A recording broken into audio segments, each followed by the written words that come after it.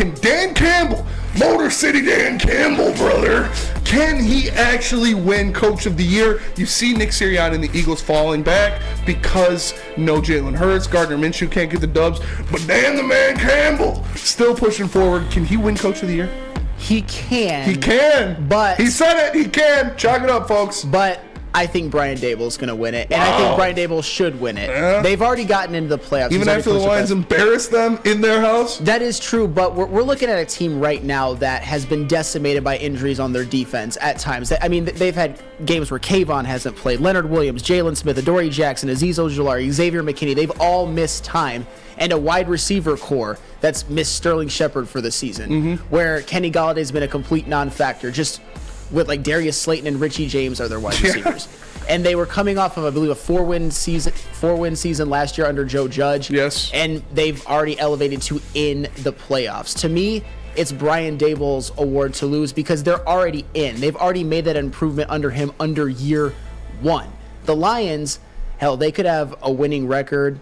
And what Dan Campbell has done, especially kind of galvanizing the team when they were 1-6, they could have quit, they didn't. I'm very, very impressed. He could triple his win total from last year. I agree. I do think it'll be tough for him to win because, like you said, they're already in. Nick Sirianni with the Eagles, obviously everything that he's done. But you look at these years, these awards, and they're kind of a popularity contest at some point. And who is more popular as a head coach right now than Dan Campbell? Nobody. With what he's been doing, with Hard Knocks in Detroit, with all of the starting 1-6, clawing his way out of the NFL basement, the NFL cellar, to being a team that is fighting for a playoff spot, to being a team that can finish with a winning record. It's extremely impressive to me. Dan Campbell was sitting at the second best odds for Coach of the Year last week. I don't know what they'll be at this year, but I got to think he'll be right around the top, and I would not be surprised to see him walk away with some hardware if they can win in Lambeau. And definitely, if they make the playoffs, he should for sure get it. I would. Okay, so let me back this up. If they would have ran the table after starting 1-6 and losing against Buffalo and finished the season 10-7, I would have given Coach of the Year to Dan Campbell, but that didn't happen with that bad loss at Carolina.